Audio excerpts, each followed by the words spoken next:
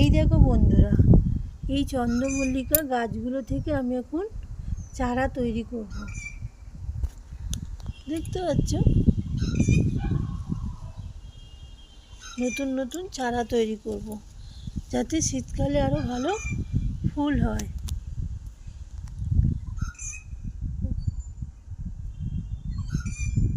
এই সময় হচ্ছে নতুন চারা তৈরি করার সময়।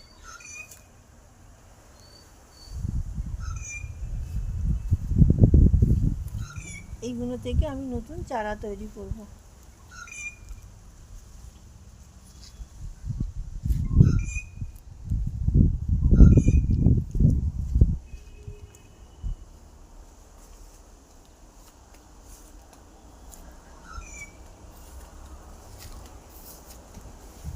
দেখো বেল ফুল আছে, বেল ফুল হয়েছে।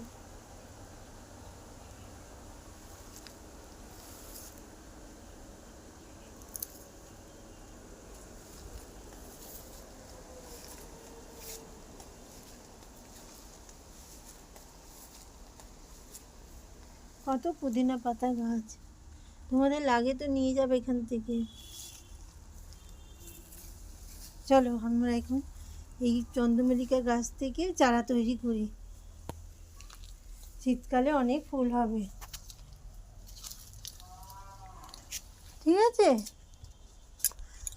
এখন আমি রাখছি, গাছগুলো চারা তৈরি করার জন্য প্রস্তুতি নিই।